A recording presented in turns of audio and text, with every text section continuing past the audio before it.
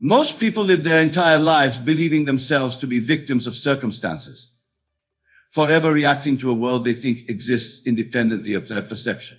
They say, I am sad because this happened, or I am angry because someone did this to me. But I tell you now, with absolute certainty, that nothing happens to you. It happens through you, and because of the state of consciousness you occupy. The Bible, which is the greatest psychological book ever written, tells us in Proverbs 23:7, as a man thinketh in his heart, so is he. This is not some poetic expression, but a literal description of the law that governs human experience. You are not what you think you are, but what you think you are. Your consciousness is a substance from which your world is fashioned. Now consider carefully what I am about to tell you. If consciousness is the only reality, and all things exist because you are conscious of them, then nothing can affect you unless you first accept it in consciousness. This is the true meaning of acting as if nothing affects you. You recognize that you are the operant power, not the world outside of you. When you truly understand this principle, you will no longer be moved by appearances. You will no longer react to conditions. But instead, you will create conditions through the deliberate occupation of states in consciousness. This is true spiritual maturity. Let me share a simple experiment that will demonstrate this truth. The next time you find yourself in a situation that would normally upset you, pause and remember this principle. Instead of reacting, remind yourself, this has no power to affect me unless I give it power through my consciousness. Then consciously choose the state you wish to occupy, perhaps state of peace or confidence or even joy. At first, this may seem like pretense, like you are merely pretending that the circumstance doesn't bother you. But I assure you, my dear friend, this is not pretense. It is the deliberate exercise of the creative power that is your divine inheritance. For when you choose a state of consciousness that is independent of external conditions, you are not denying reality. You are creating reality. Remember, the world is not causing your experience. Your state of consciousness is causing your experience of the world. When you truly grasp this, you will understand the incredible freedom that comes with acting as if nothing affects you. You become the master of circumstances rather than their slave. Consider for a moment how different your life would be if nothing could disturb your peace of mind unless you allowed it to. Imagine moving through life with an unshakable inner stability, knowing that you are the creator of your experience, not its victim. This is your birthright, and it is available to you now through the proper use of your imagination. For imagination is the very gateway to the states of consciousness from which your life is projected. As William Blake so beautifully expressed, man is all imagination. When you use your imagination to occupy the state of being unaffected by external conditions, you are not engaging in fantasy. You are exercising the divine creative power that is the core of your being. Now, let me explain how this principle works in practical terms. We know that the outer world is a reflection of inner states. Therefore, to change any condition in your life, you must first change the corresponding state within yourself. But here is where most people make a crucial error. They try to change the inner state while still granting reality and power to the outer condition. They say, I will try to be peaceful despite this terrible situation. Or I will attempt to stay positive even though everything is going wrong. But do you see the contradiction here? In the very acknowledgement that the situation is terrible, or that things are going wrong, they are affirming the power of circumstances to affect them. The secret is to withdraw all power from external conditions and to place that power where it truly belongs in your consciousness. This is what it means to act as if nothing affects you. You are not denying the existence of conditions. You are denying their power to determine your state of being. Let me tell you a story from my own experience that illustrates this principle. Many years ago, I found myself in what appeared to be dire financial circumstances. Bills were mounting, opportunities seemed scarce, and all the evidence of my senses told me that I was headed for disaster. The world would say I had every reason to be anxious, fearful, and reactive. But instead of accepting that state, I chose to occupy an entirely different state in consciousness. I began to act as if I were already financially secure. I did not do this through outer actions like spending money I didn't have. Rather, I did it by occupying the state of financial security in my imagination. Each night before sleep, I would construct a scene that implied my financial problems were solved. I would hear friends congratulating me on my good fortune. I would feel the relief and confidence that comes with abundance. Most importantly, I felt the natural feeling of being unaffected by financial concerns. I persisted in this state, refusing to be moved by appearances that contradicted it. And within a short time, events began to rearrange themselves to conform to this new state of consciousness. Opportunities appeared that I could not have planned or predicted. Money came from unexpected sources. The entire situation transformed not because I fought against external conditions, but because I changed the state from which I was operating. This is the pattern of all genuine transformation. You do not overcome conditions, you transcend them by occupying a state that is unaffected by them. And from that state, conditions themselves are transformed to reflect your new consciousness. Now, some of you might be thinking, but surely there are circumstances so severe that no one could remain unaffected by them. To this, I would say that you are still granting power to conditions rather than to consciousness. Remember what Paul told us in Romans 12:2. Be not conformed to this world, but be ye transformed by the renewing of your mind. The renewing of your mind is not about positive thinking or affirmations. It is about the radical recognition that consciousness precedes and determines experience. When you truly know this not as an intellectual concept, but as a living reality, you cannot be affected by anything except that which you accept in consciousness. Consider the great spiritual teachers throughout history. Did they not demonstrate this very principle? They moved through the most challenging circumstances with an inner peace and power that seemed miraculous to those around them. But they were not performing miracles. They were simply applying the law that governs all experience. They knew themselves to be consciousness, not the effects of consciousness. My dear friends, this principle of acting as if nothing affects you is not about developing a thick skin or becoming emotionally numb. Quite the contrary, it is about experiencing the full richness of life from a position of creative power rather than reactive vulnerability. When you no longer feel threatened or controlled by circumstances, you are free to respond to life with wisdom, compassion, and authentic self-expression. Your actions come from choice rather than compulsion.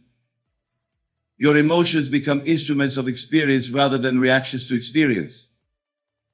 Now, let us explore how to apply this principle in your daily life.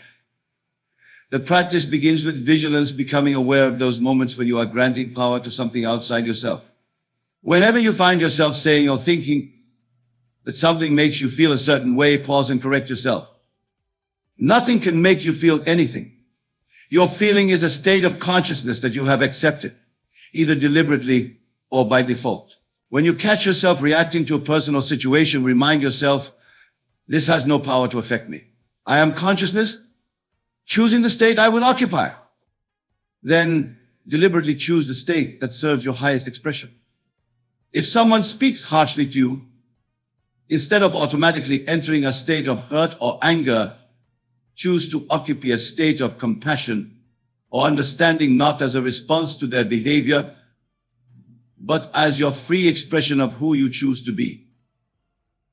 If you are facing financial challenges, instead of occupying a state of lack and anxiety, choose to occupy a state of abundance and security, not as a denial of appearances, but as a recognition that appearances have no power except that which you give them through your consciousness.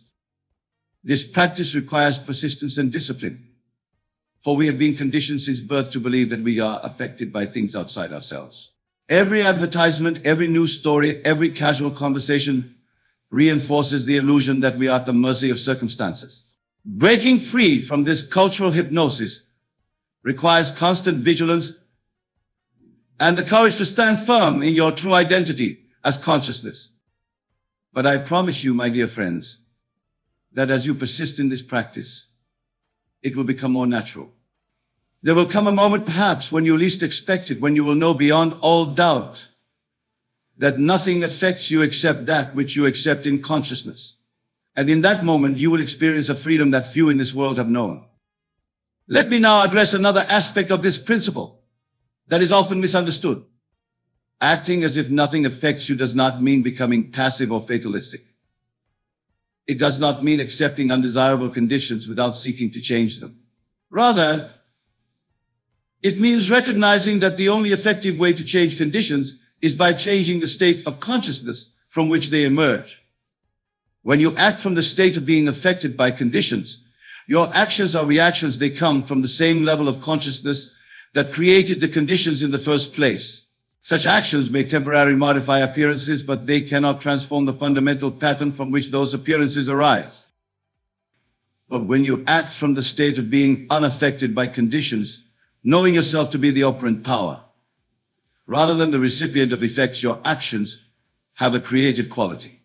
They come from a higher dimension of consciousness and therefore have the power to transform patterns at their root. This is why the great masters have always taught that true change comes from within, not because external action is unnecessary, but because effective external action must proceed from a transformed inner state. As Neville, I have always emphasized that a change of feeling is a change of destiny. Let us now consider how this principle applies to your relationships with others. Many relationship difficulties arise from the belief that others have the power to affect your emotional state. You feel hurt because of what someone said, or anxious because of how someone acted, or rejected because of someone's choices. But when you live from the understanding that nothing affects you unless you accept it in consciousness, your relationships are transformed. You no longer hold others responsible for your emotional states. You no longer demand that they behave in certain ways so that you can feel secure or valued or loved. Instead, you recognize that your experience of others is determined by the state of consciousness you occupy. If you are in a state of self-worth, nothing another person does can make you feel worthless. If you are in a state of love, nothing another person does can make you feel unloved. This recognition releases others from the impossible burden of managing your emotional state.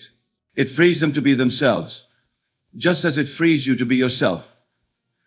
And paradoxically, when relationships are based on this freedom, rather than on emotional dependency, they become deeper, more authentic, and more satisfying. Now, some may wonder if acting as if nothing affects you might lead to a cold, detached approach to life and relationships. But this concern arises from a misunderstanding of the principle. Remember that I am not suggesting that you deny your emotions or suppress your natural responses to life. Rather, I am inviting you to recognize the true source of those emotions and responses.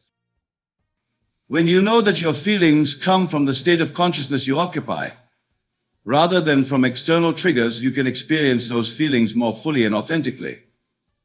You can embrace joy without fearing that it depends on fragile circumstances.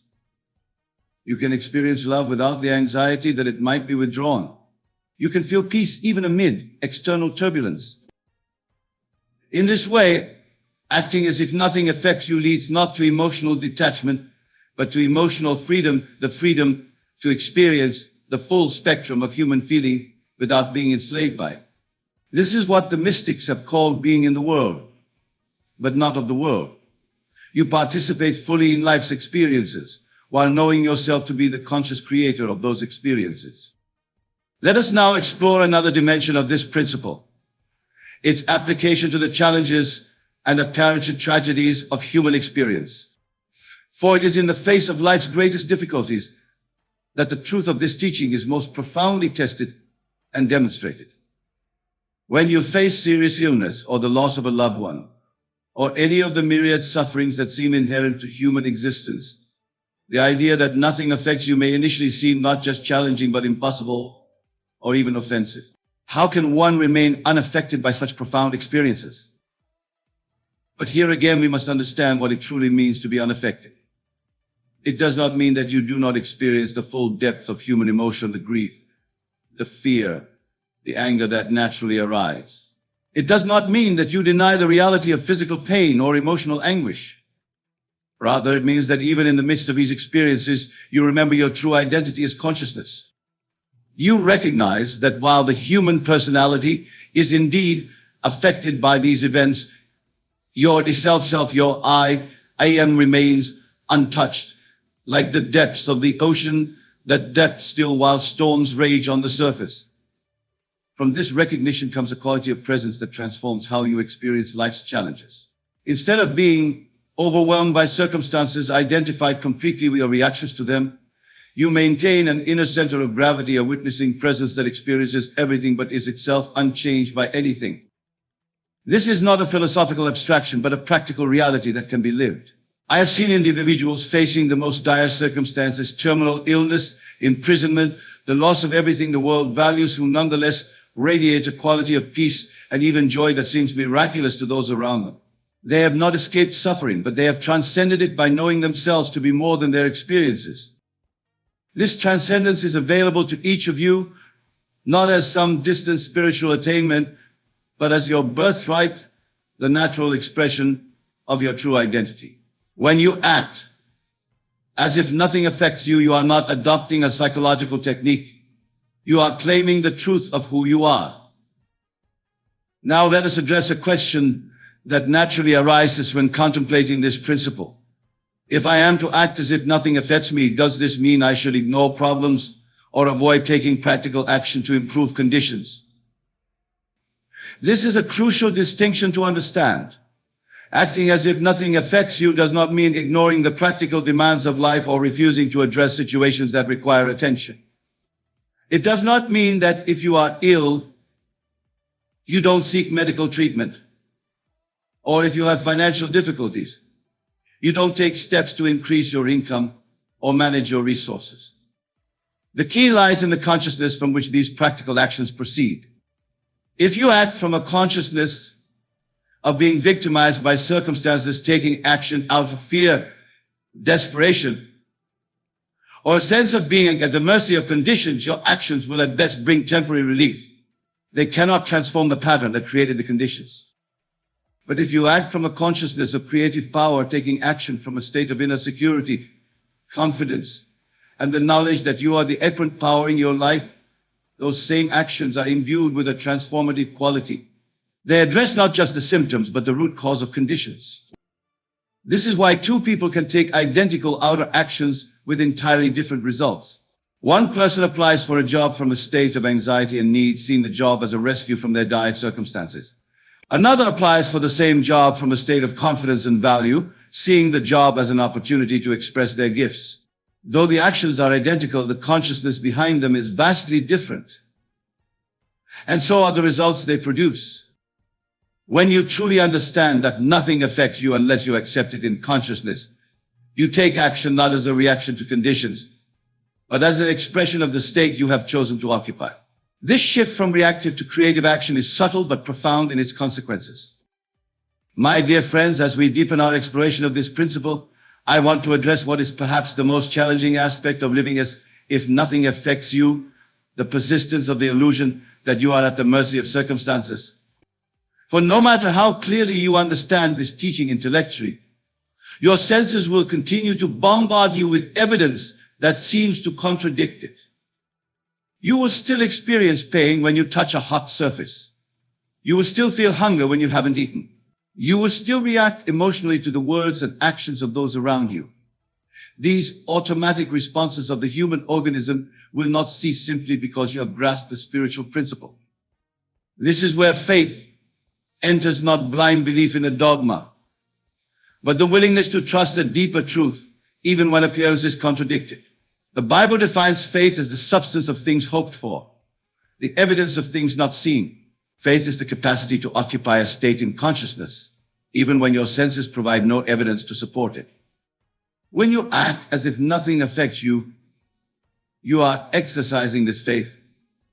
You are choosing to identify with your essential self, pure consciousness, rather than with the body and personality that are indeed affected by circumstances. This choice is made not once, but moment by moment, in the face of an endless stream of sensory evidence suggesting that you are, in fact, at the mercy of the world around you. This is the real meaning of spiritual practice, not rituals or techniques, but the constant remembrance of who you truly are, even when everything around you seems to deny it. It is the practice of returning again and again to the truth of your being when the appearances of life pull you toward identification with that which is not you. In this practice, you will sometimes fail. There will be moments when you forget your true identity and become completely identified with your reactions to circumstances. This is not a failure of the principle, but a natural part of the human journey. Each time you catch yourself in such a moment, it is an opportunity to choose again, to remember the truth and to return to it. Over time, as you persist in this practice, something remarkable begins to happen. The intervals between forgetting and remembering grow shorter. The state of knowing yourself as consciousness becomes more stable. You begin to live more consistently from the recognition that nothing affects the essential you. And as this recognition deepens, a profound transformation occurs. The very circumstances that once seemed to control you begin to reflect the freedom you have claimed in consciousness. Relationships that were once characterized by conflict and dependency become expansive and nourishing. Work that was once a burden becomes an expression of your gifts. Challenges that once overwhelmed you become opportunities for growth and creativity. This transformation is not magical but lawful. It occurs because the outer world must reflect the state of consciousness you consistently occupy. When that state is one of knowing yourself to be unaffected by circumstances, to be the creator, rather than the creation, your entire life reorganizes itself to express this truth. My dear wonderful friends, as we draw near to the conclusion of our discussion, I want to leave you with a practical approach to implementing this principle in your daily life. For while the truth that nothing affects you is eternal and unchanging, the application of this truth is progressive and practical. Begin by identifying one area of your life where you feel particularly vulnerable to external conditions. Perhaps it is a relationship where you are easily hurt by another's words or actions. Perhaps it is your work where criticism or setbacks quickly deflate your confidence. Perhaps it is your financial situation where unexpected expenses or income fluctuations trigger anxiety. Once you have identified this area, commit to a period, even just one day, of acting as if nothing in this area can affect your inner state. This does not mean ignoring practical issues or suppressing your natural responses. It means consciously choosing the state you will occupy regardless of external conditions. If it is a relationship, you might choose to occupy a state of self-worth and inner security, regardless of what the other person says or does. If it is work, you might choose to occupy a state of confidence in your abilities, regardless of external feedback. If it is finances, you might choose to occupy a state of abundance and trust regardless of the numbers in your account. Throughout the day, be vigilant for those moments when you begin to react to conditions. Each time you catch yourself slipping into reactivity, gently bring yourself back to the state you have chosen. Remind yourself, this appears to be affecting me, but in truth, nothing can affect me unless I accept it in consciousness. I choose to know myself as consciousness, creating rather than reacting. As you practice this in one area of your life, you will begin to see subtle shifts, not only in your inner experience, but in the external conditions themselves. These shifts may be small at first, but they are the beginning of a fundamental transformation. As you gain confidence in the principle, expand your practice to include other areas of your life. Remember that you are not trying to control the world or force it to conform to your desires. You are simply aligning yourself with the law that governs all experience. Consciousness is cause, and what we call the world is effect. When you know yourself as consciousness, as I am, you naturally cease to be affected by effects. This is the ultimate freedom, the promise at the heart of all genuine spiritual teaching. It is not freedom from circumstances, but freedom from bondage to circumstances. It is the recognition that no matter what happens in the world of effects, your essential self remains untouched, like the sun that continues to shine no matter how thick the clouds that temporarily obscure it. My dear friends, I have shared with you tonight a principle that, when fully embraced, will transform your experience of life. I have explained that nothing affects you unless you accept it in consciousness, and that by acting from this understanding, you move from being a victim of circumstances to being the conscious creator of your experience. I have discussed the practical application of this principle in daily life, in relationships, and in the face of life's greatest challenges.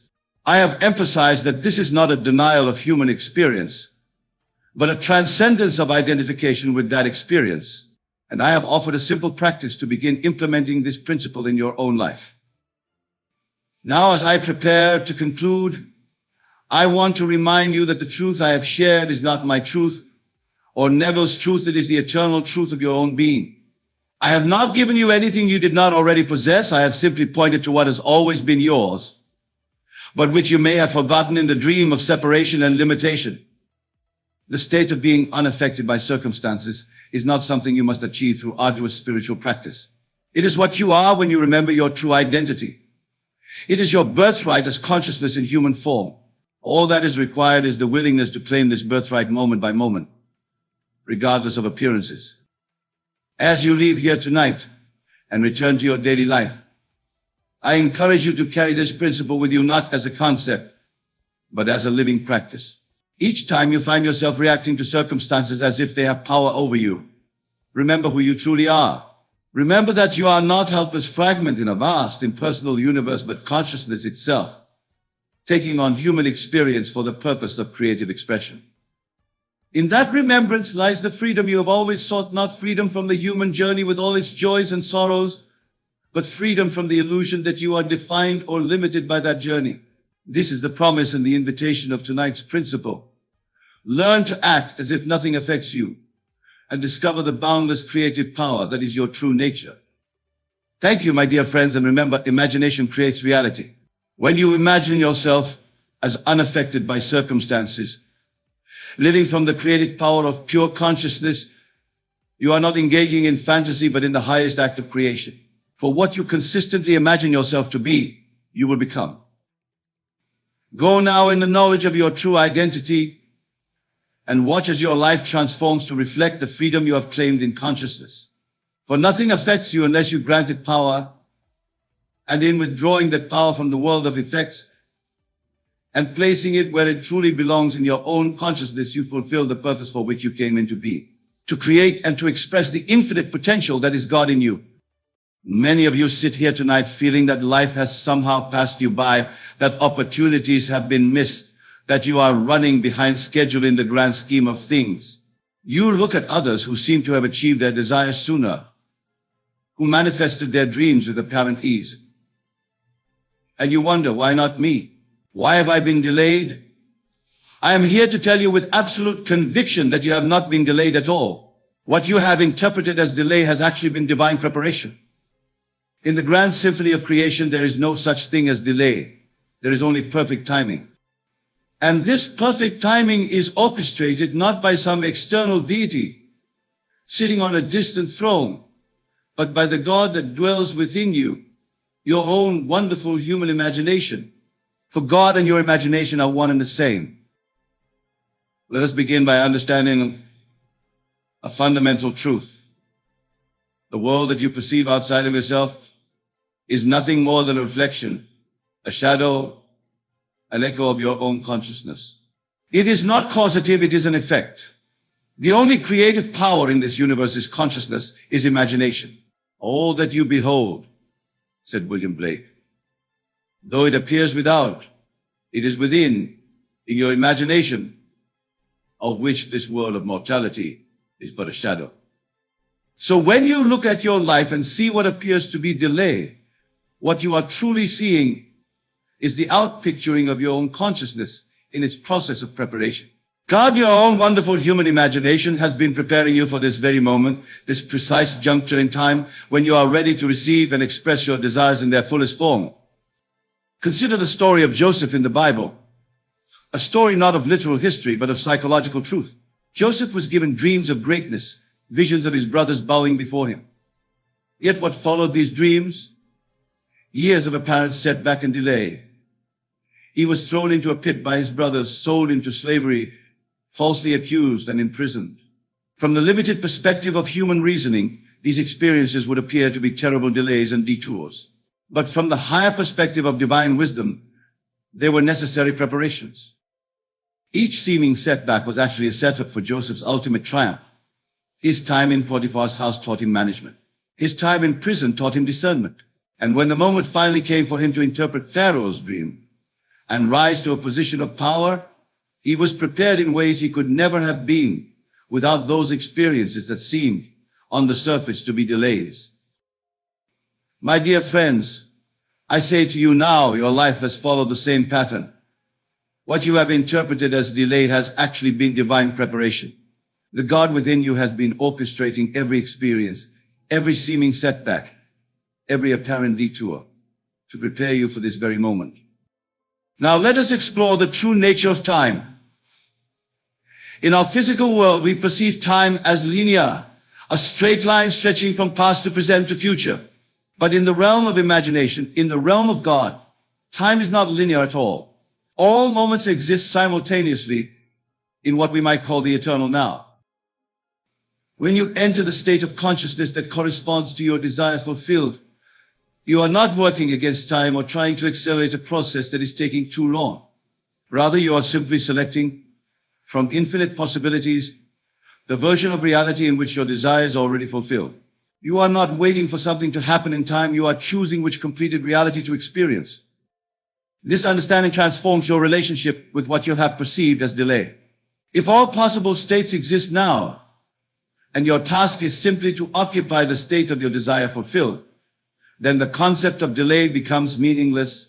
There is only the state you are currently occupying in consciousness and the state you wish to occupy. The movement between these states is not governed by time, but by your ability to assume the feeling of your wish fulfilled. I want to share with you a principle that has transformed countless lives, including my own. It is the principle of revision. Revision is the art of reinterpreting your past from the vantage point of your present understanding. And tonight, I invite you to revise your entire understanding of what you have called delay in your life. Take all those experiences that seem to hold you back, that appeared to be obstacles in your path, that you interpreted as signs that you were somehow running behind schedule in life, and revise them. See them now, not as delays, but as essential preparations. See God, your own wonderful human imagination, carefully orchestrating each experience to prepare you for this moment. The job you didn't get, it wasn't a delay, it was preparation for a better position that required you to develop specific skills first. The relationship that didn't work out, it wasn't a delay, it was preparation for a deeper connection that needed you to learn important lessons about yourself. The project that failed, it wasn't a delay, it was preparation for success that required you to refine your approach. In the first chapter of Ecclesiastes, we read, "That which has been is what will be. That which is done is what will be done. And there is nothing new under the sun. Is there anything of which it may be said, see, this is new? It has already been in ancient times before us." This scripture reveals the eternal nature of all experience. Your desire, the state you wish to occupy, already exists. It is not something that must be created anew or that must unfold over time. It already is. Your task is not to create it, but to enter into it through the doorway of assumption. Let me tell you about a friend of mine who came to me feeling that life had passed him by. He was in his 50s and had not achieved the financial success he had always dreamed of. He felt delayed, left behind, as he watched others achieve what seemed to elude him. I shared with him this principle we're discussing tonight, that what appears as delay is actually divine preparation. I asked him to take a few moments each night before sleep to revise his understanding of his past, to see each seeming failure not as delay, but as preparation, to recognize that God, his own wonderful human imagination, had been preparing him through each experience for the perfect expression of his desire. After 3 weeks of this practice, he called me, excitement evident in his voice. He had received an opportunity that perfectly combined all the skills he had developed through his various failed ventures over the years. An opportunity that would have been impossible for him to fulfill had he not had exactly the life experiences he had. What he had seen as delay was revealed to be perfect preparation. My dear friends, this is the truth of your life as well. The divine wisdom within you has been orchestrating your path with perfect precision. There has been no delay. There has only been preparation. Now let us discuss how you can apply this understanding practically in your daily life. The first step is to completely revise your concept of time. Release the idea that you are working against the clock, that opportunities have passed you by, that you must hurry to catch up with some imagined schedule. Instead, recognize that the only time that matters is the eternal now of imagination. In this eternal now, your task is simply to assume the feeling of your wish fulfilled, to live from the state of consciousness that corresponds to your desire already achieved, to be in imagination what you wish to be in what you call reality. The second step is to practice what I call mental dieting. Just as you would carefully monitor what foods you put into your physical body, if you are preparing for peak physical performance, so too must you monitor what thoughts you allow into your mental body as you prepare for peak manifestation. From this moment forward, refuse to entertain any thought that contradicts the truth we have discussed tonight. When the suggestion arises that you have been delayed, recognize it as a false interpretation and mentally revise it. Replace it with the truth. I have not been delayed. God has been preparing me for this moment. This mental diet is crucial because what you feed grows and what you starve disappears.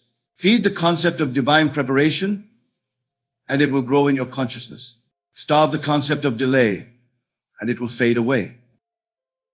The third step is to practice what I call living from the end. This means that you must mentally and emotionally occupy the state of your desire fulfilled now in your imagination. Feel the reality of it. Experience the joy, the gratitude, the satisfaction of having already achieved or received what you desire. When you live from the end in this way, you are not trying to manipulate external events to conform to your wishes. Rather, you are shifting your consciousness to the state that corresponds to those wishes already fulfilled. And since the external world is simply a reflection of your consciousness, it must, by spiritual law, reconfigure itself to match the state you are occupying. Let me illustrate this with a simple example. Imagine that you desire promotion at work. The conventional approach would be to work harder, to impress your superiors, to strategize and plan how to achieve this promotion over time. And in that approach, there would always be the possibility of delay, of things not happening as quickly as you wish. But the approach I am suggesting is entirely different. Instead of focusing on the process of getting from where you are to where you want to be, you simply occupy in consciousness the state of already having received the promotion. You feel the satisfaction of it. You mentally hear colleagues congratulating you. You imagine the increased responsibility and compensation as if they are already yours. When you do this, you are not working against time or trying to accelerate a process. You are simply selecting from infinite possibilities the version of reality in which your promotion has already occurred. And as you consistently occupy this state in consciousness, the outer world must reshape itself to match your inner assumption. This approach transcends the entire concept of delay. There is no delay in selecting which state of consciousness to occupy. It is an instantaneous choice. The only factor that determines how quickly your outer world reflects this choice is the consistency and intensity with which you occupy the chosen state. Now, some of you may be thinking, but Neville, I've been trying to manifest my desires for years. If there's no such thing as delay, why haven't they appeared in my physical reality? This is a fair question, and it brings us to a deeper understanding of the manifestation process. The key lies in the word trying. When you are trying to manifest something, you are operating from a state of not having it. You are affirming through your very effort that what you desire is absent and must be attained. This state of consciousness, the state of absence and effort, is what manifests in your reality, not the thing you are trying to attain. True manifestation occurs not through effort but through assumption. You must not try to make your desire happen. You must assume that it already has happened. This subtle but crucial difference is what separates those who manifest their desires quickly from those who experience what appears to. Let us examine this principle through the lens of Scripture. In Mark 11:24, Jesus, who I understand not as a historical figure, but as a symbol of the divine imagination within each of us, says, "Therefore I tell you, whatever you ask for in prayer, believe that you have received it, and it will be yours." Note the tense of the verbs here. It does not say believe that you will receive it. It says believe that you have received it. This is the key to transcending the illusion of delay. You must believe in the present perfect tense that what you desire has already been given to you. And from that state of consciousness, the outer manifestation must follow. My dear friends, in this eternal moment, God, your own wonderful human imagination, is calling you to a higher understanding. An understanding that transcends the limited perspective that interprets life's journey in terms of delay and disappointment. You have not been delayed. Every moment of your life has been precisely orchestrated to prepare you for this moment.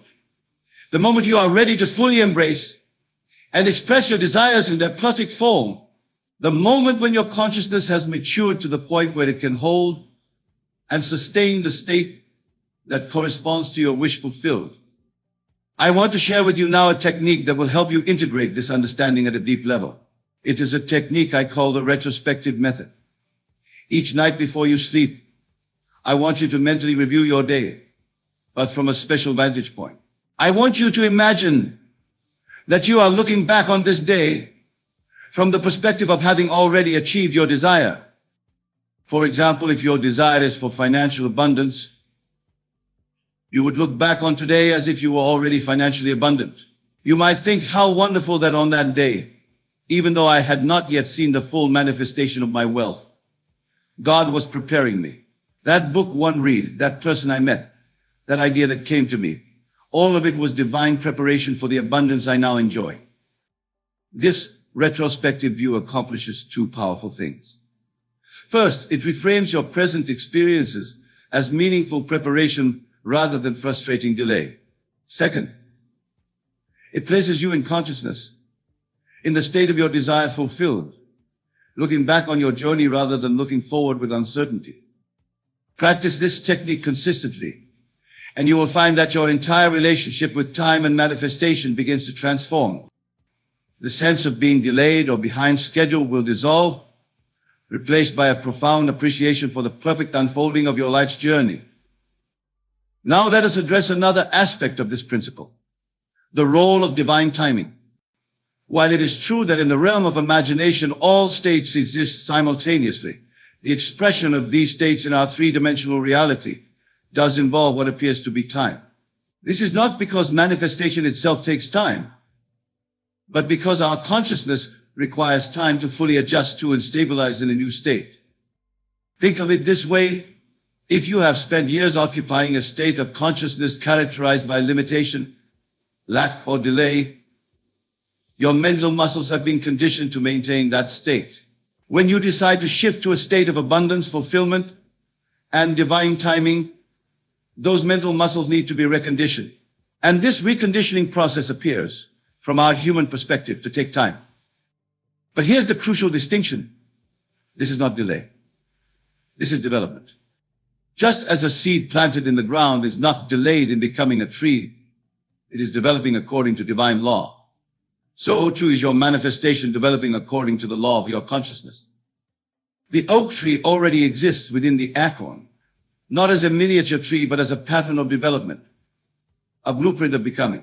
Similarly, the fulfillment of your desire already exists within your consciousness, not as a miniature version of what will one day be, but as a pattern of development that is unfolding with perfect precision. When you understand this, you can release all anxiety, all frustration, all sense of being delayed. You can rest in the absolute assurance that what appears as time passing is actually the perfect unfoldment of your manifestation according to divine law.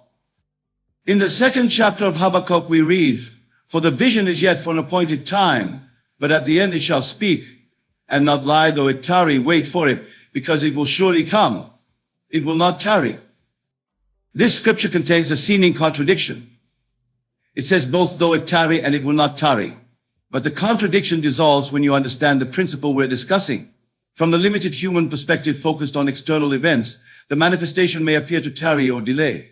But from the higher perspective of divine law, it is not delaying at all. It is unfolding with perfect precision, neither too soon nor too late. My dear friends, I want to share with you now a personal experience that illustrates this principle. Years ago, I desired to share these teachings with a wider audience. I imagined myself speaking to large groups, writing books that would touch many lives, having a profound impact on how I understood the power of imagination. But for a time, nothing seemed to happen externally. I continued to study, to practice, to refine my understanding. From a limited perspective, I might have interpreted this as delay. But inwardly, I knew better. I knew that God, my own wonderful human imagination, was preparing me for the perfect expression of this desire.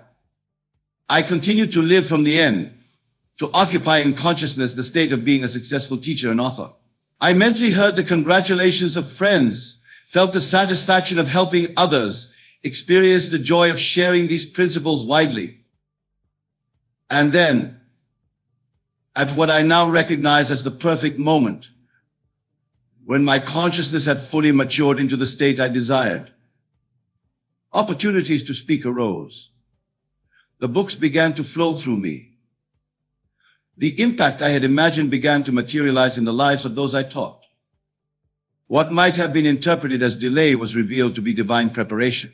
Every moment of study, every practice session, every refinement of understanding was necessary for the full and perfect expression of my desire. And so it is with you, my dear friends.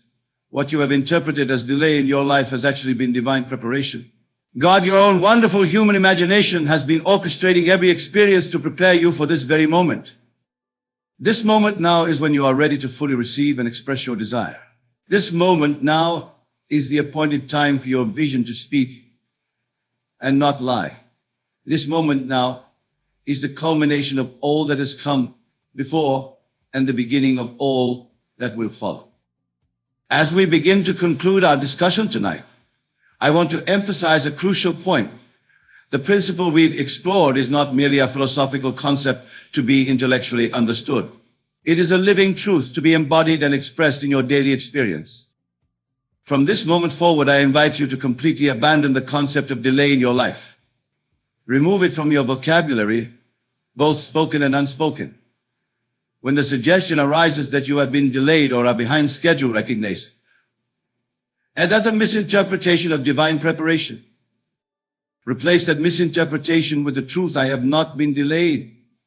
God has been preparing me for this moment. Feel the shift in your emotional state as you embrace this understanding. Feel the release of frustration and anxiety. Feel the influx of peace and assurance. This shift in consciousness is not merely a psychological technique for feeling better about your circumstances. It is a fundamental realignment with the truth of your being that will transform how your life unfolds from this moment forward. When you truly understand that there is no delay, only divine preparation, you step out of the limited perspective of human reasoning and into the unlimited perspective of divine wisdom. From this perspective, everything in your life, every experience, every encounter, every seeming setback is real as a necessary and perfect part of your journey. This understanding does not lead to passive acceptance of undesired circumstances. On the contrary, it empowers you to actively participate in the creative process by consciously choosing which state to occupy in imagination. But it does release you from the frustration and anxiety that come from fighting against what appears to be delay.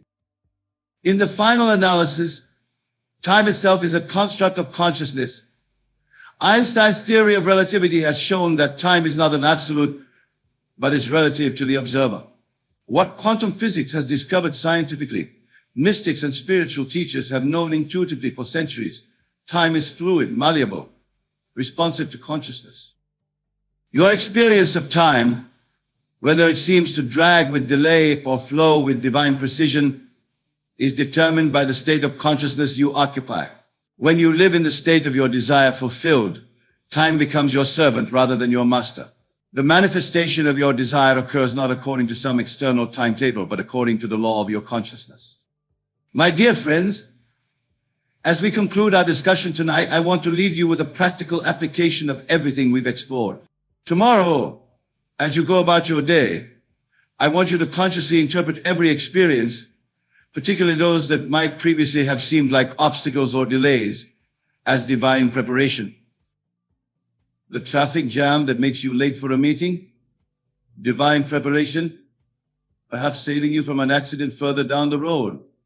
or aligning you with the person you need to meet would not have been there at your originally scheduled arrival time. The project that takes longer than expected to complete.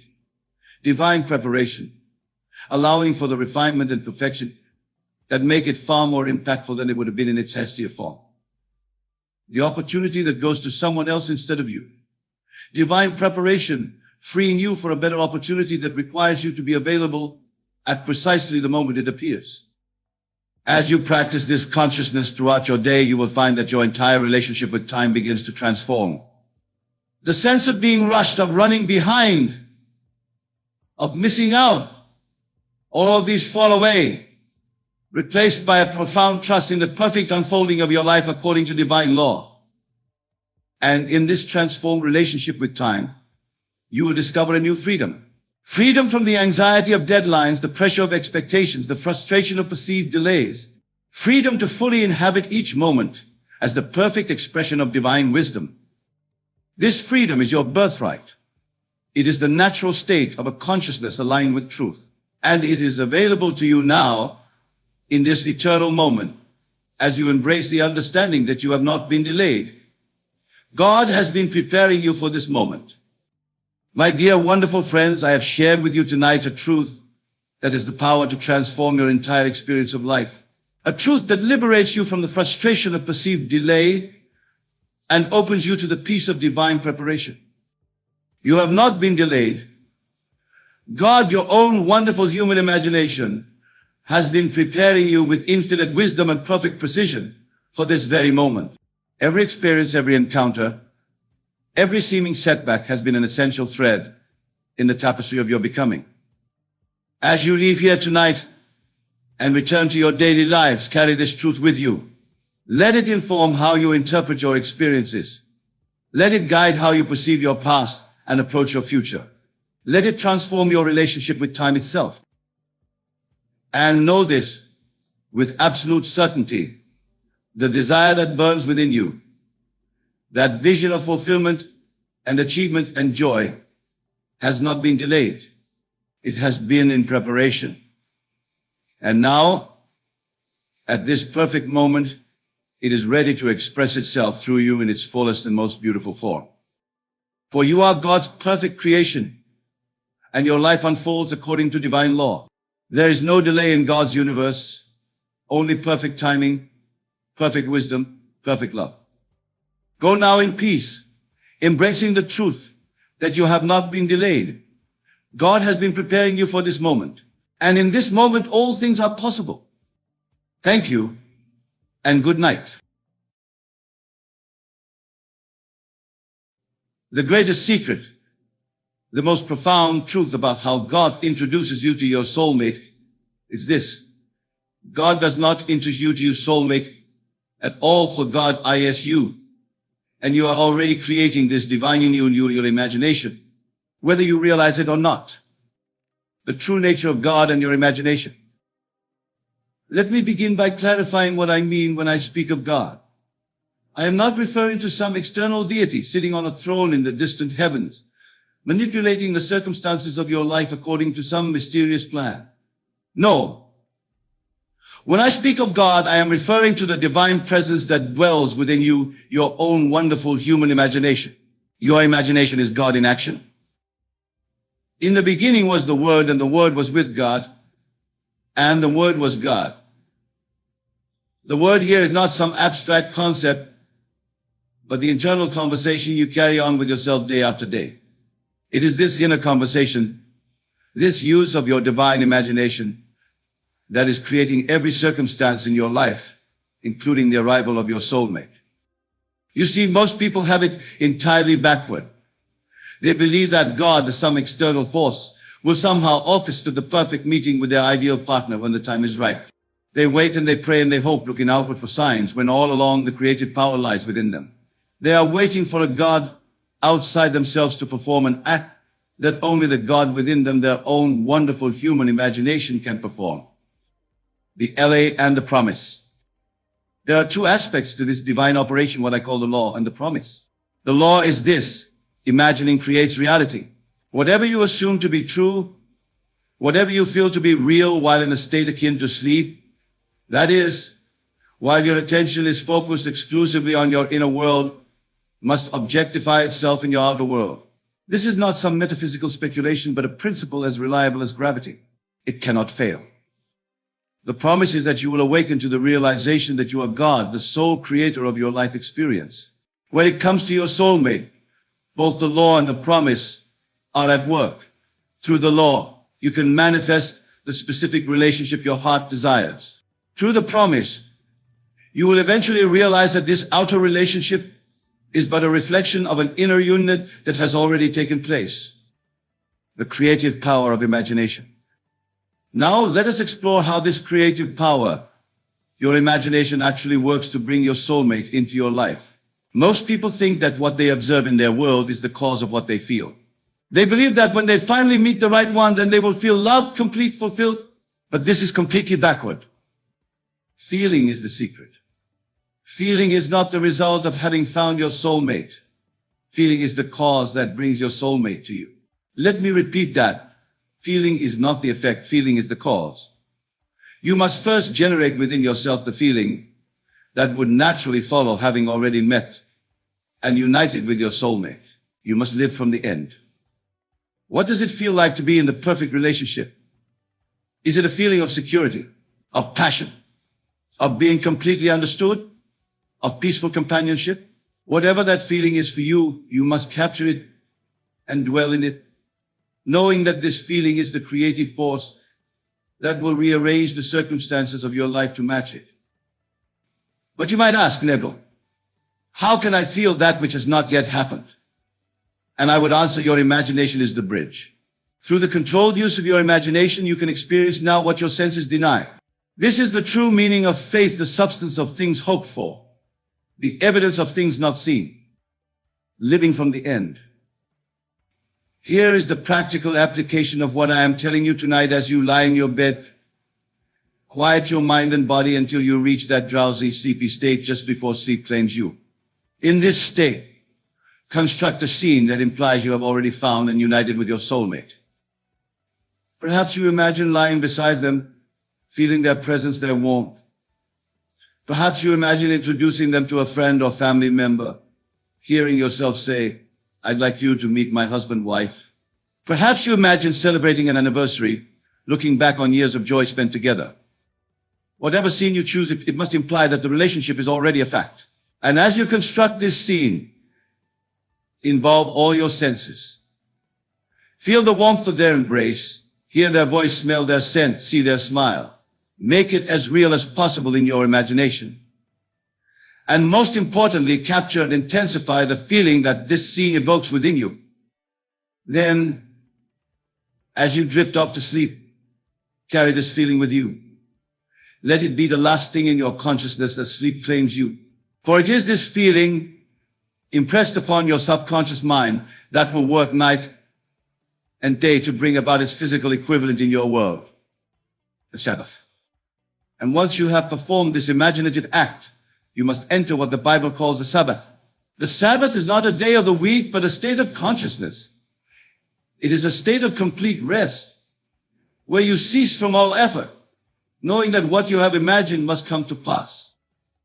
To enter the Sabbath means to live as though your desire has already been fulfilled. You don't continue to ask or beg or plead for your soulmate to appear, for that would imply they are absent. Instead, you give thanks for their presence in your life, even though your senses may not yet confirm it. This is perhaps the most difficult part for most people. They perform the imaginative act, and then they look to the world for confirmation. When they don't see immediate results, they become anxious, doubtful, and begin the whole process again, never allowing the seed they have planted to grow to full manifestation. But I tell you this, God's promises are yes and amen.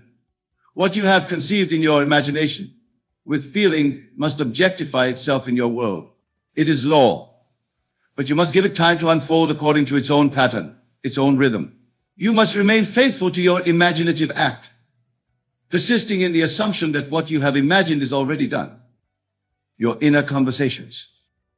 Now let me speak about something that many of you may not have considered: your inner conversations. Throughout the day, You are constantly talking to yourself, carrying on internal dialogues. These inner conversations are powerful creative forces. When it comes to your soulmate, what is the nature of your inner conversation?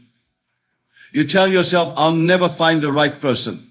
You rehearse past disappointments and project them into your future. Do you constantly question why you are still alone? If so, you are using your creative power, the God, within you to perpetuate the very state you wish to escape. Instead, revise your inner conversation to align with your desire. Speak to yourself as though your soulmate is already part of your life. Let your inner voice say, I am so grateful for the love we share, or how wonderful it is to be so perfectly matched. Make these new thought patterns a habit, and you will be amazed at how quickly your external reality begins to shift. Remember, your consciousness is the only reality. The world you experience is simply consciousness objectified. Change your consciousness through your controlled imagination and revised inner conversations, and you change your world. The bridge of incidents. Now, when you have properly impressed your subconscious mind with the feeling of your wish fulfilled, a bridge of incidents will form to lead you to the physical realization of your desire.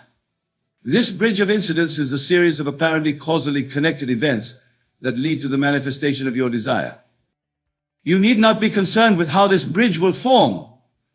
That is not your responsibility. Your responsibility is only to remain faithful to the feeling of the wish fulfilled.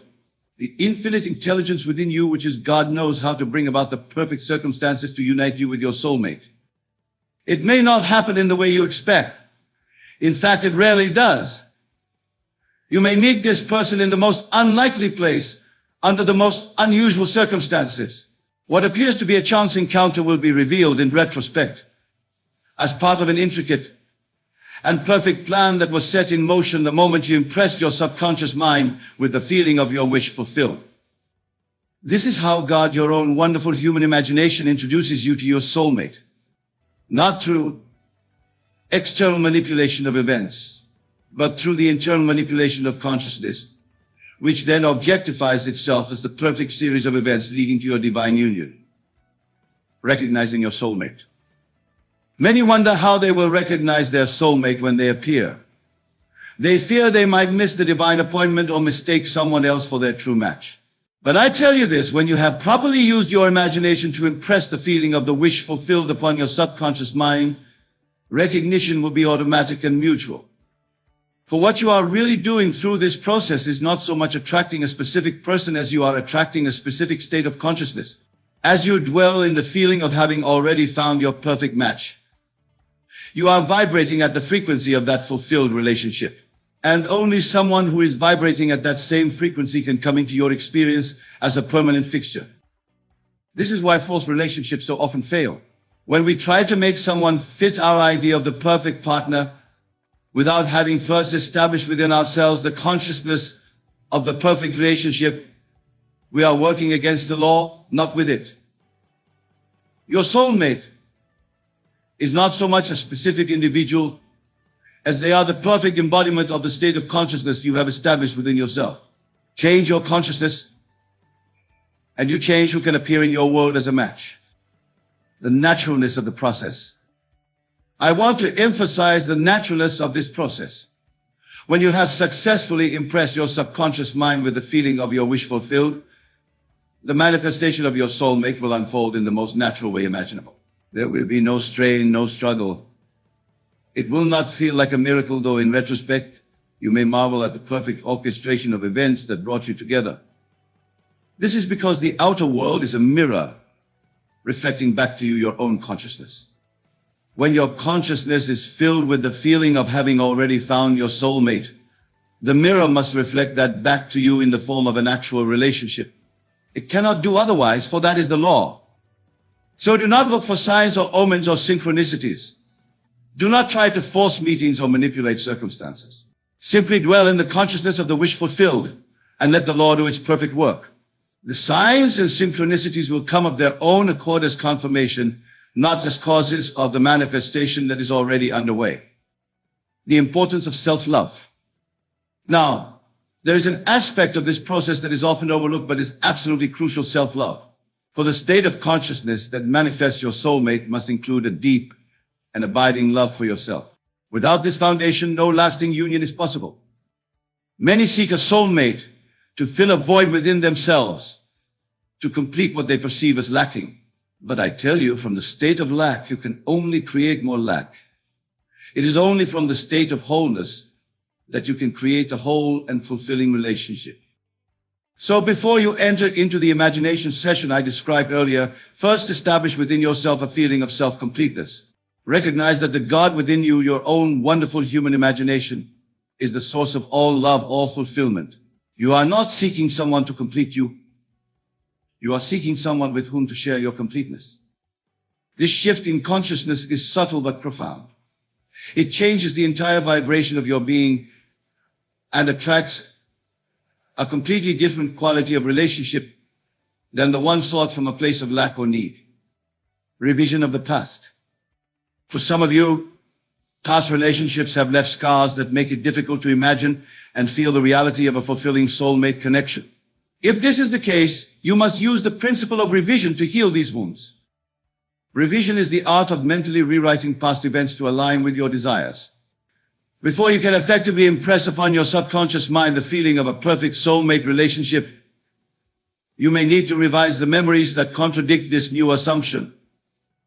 Each night before you enter into your imagination session focused on your soulmate, take a few moments to revise any painful relationship memories. Reimagine them as you wish they had happened. Feel the relief, the joy, the closure that comes with this revised version. Do this consistently, and you will find that the emotional charge of these memories begins to fade, making room for your new assumptions about love and partnership to take root. The divine timing. Many of you may be wondering about timing. When will my soulmate appear? Is a question I hear often. But I must tell you that time is a concept that exists only in the world of effects, not in the world of causes. In the realm of imagination, which is the causal realm, there is no time. There is only the state of consciousness that you occupy. The appearance of your soulmate in your physical reality is subject to what the Bible calls the fullness of time. This means that the manifestation will occur when all the necessary components have aligned, when your consciousness is stable in the assumption of the wish fulfilled, when the bridge of incidents has been properly constructed, and when both you and your soulmate are vibrating at frequencies that allow for the divine union. This is not to say that manifestation must take a long time. I have witnessed cases where soulmates have appeared within days of a successful imaginative act. I have also seen cases where the manifestation took months or even years. The variable is not God's willingness to grant your desire for God. Your own wonderful human imagination has already granted it the moment you assume the feeling of the wish fulfilled. The variable is your ability to maintain that assumption consistently, without contradiction, until it hardens into fact. Testing the LRO. Well, I encourage you to test this law for yourself. Do not take my word for it. The Bible says, taste and see that the Lord is good. Experience for yourself the creative power of your own imagination. Tonight, as you lie in bed, construct a scene that implies you have already found and united with your soulmate. Feel the reality of it. Fall asleep in that feeling. Do this for 30 consecutive nights, without wavering, without looking for results, simply as an experiment in consciousness. At the end of those 30 days, you will have planted a seed in the fertile soil of your subconscious mind that must, by law, grow into the manifestation of your desire. And as you go through your days, revise your inner conversations to align with this new assumption. Speak to yourself as though your soulmate is already part of your life.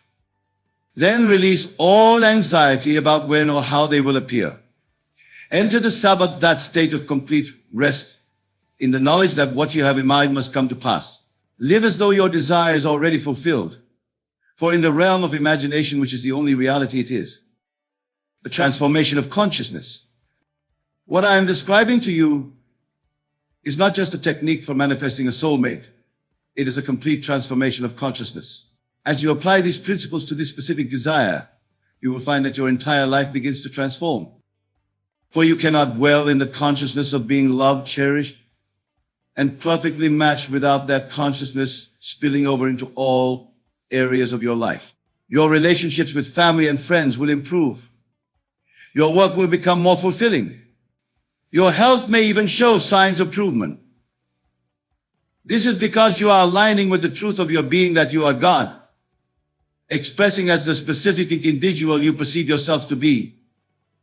This transformation of consciousness is the real miracle, far more significant than the appearance of any specific person in your life.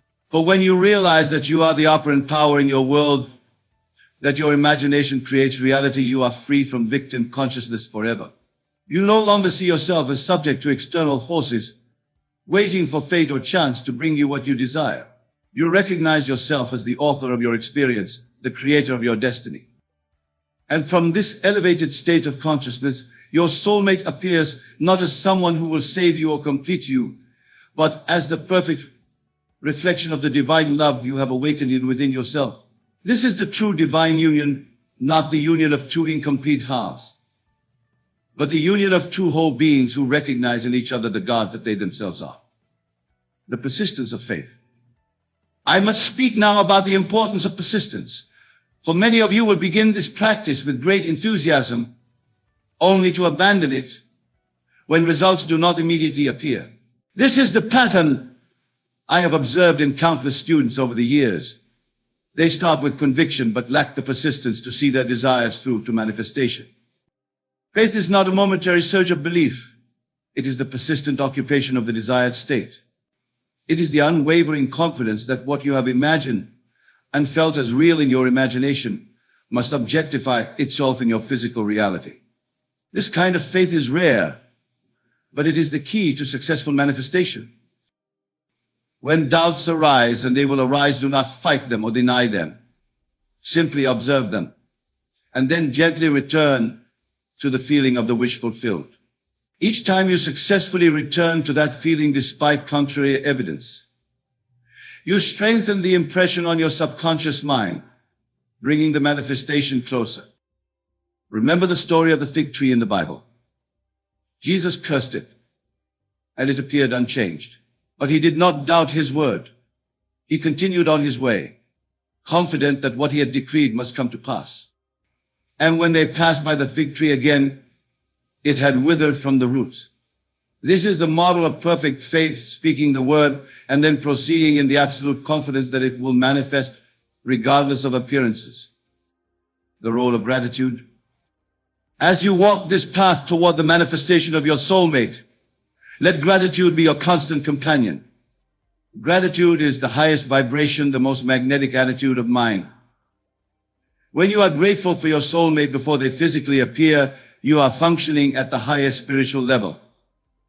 Each night as you perform your imaginative scene, concluded with deep and sincere gratitude. Thank God, your own wonderful human imagination, for having already granted your desire.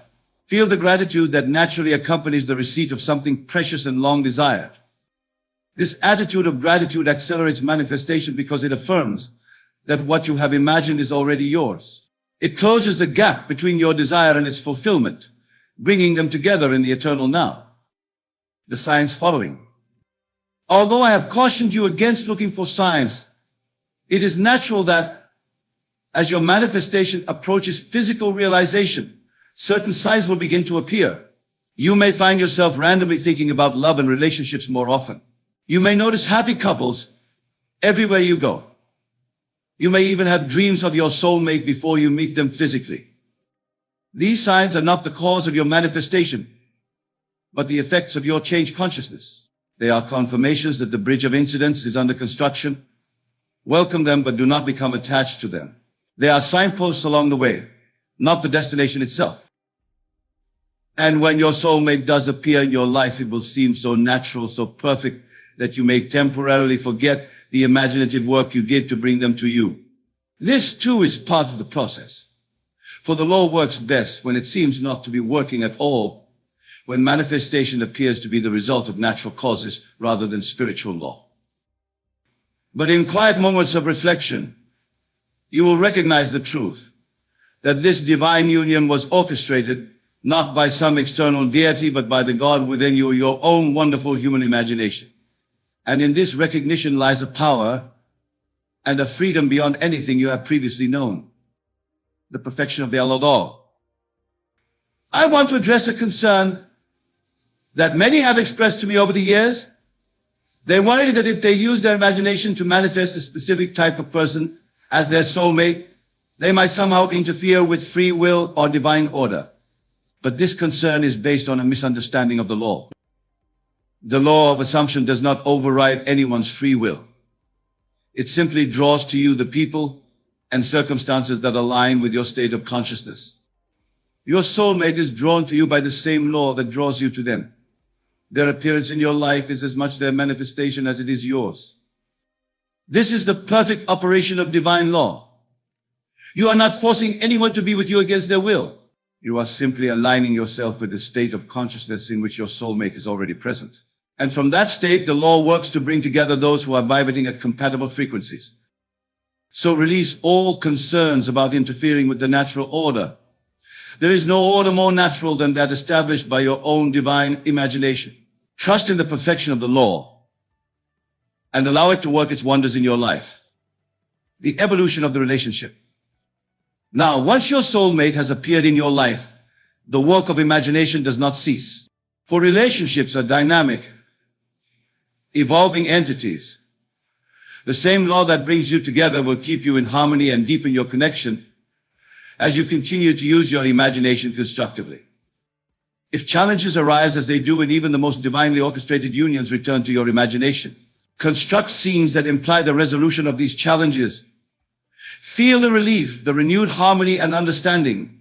Fall asleep in this feeling and watch as your relationship transforms to match your imagined state. This ongoing use of imagination is the secret to a relationship that continues to grow and thrive through the years. For the law never ceases to operate. What you continue to imagine and feel as real will continue to objectify itself in your experience. The ultimate revelation. And now I come to the ultimate revelation about how God introduces you to your soulmate. The greatest secret is this: your soulmate is not outside you, but within you.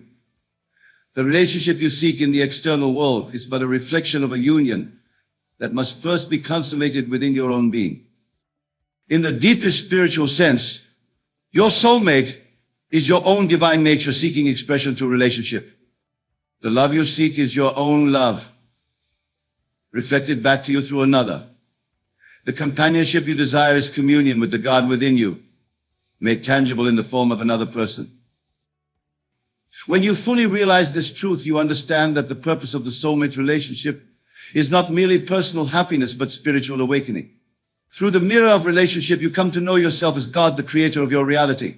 This is the ultimate purpose of all manifestation, all desire. So as you lie in bed tonight, constructing your scene that implies you have already found and united with your soulmate, know that you are doing far more than manifesting a relationship. You are participating in the greatest spiritual adventure possible, the discovery of your true divine nature through the perfect deflection of love. Conclusion, the promise fulfilled.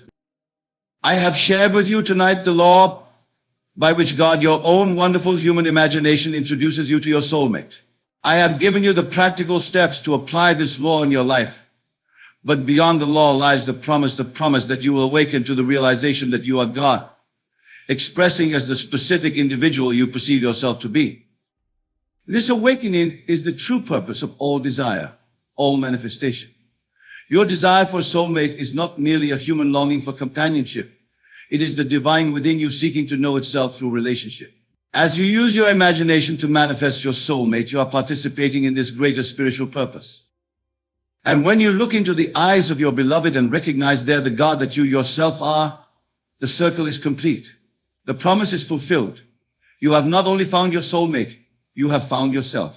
You have experienced the truth of the ancient teaching, I am my beloved's, and my beloved is mine.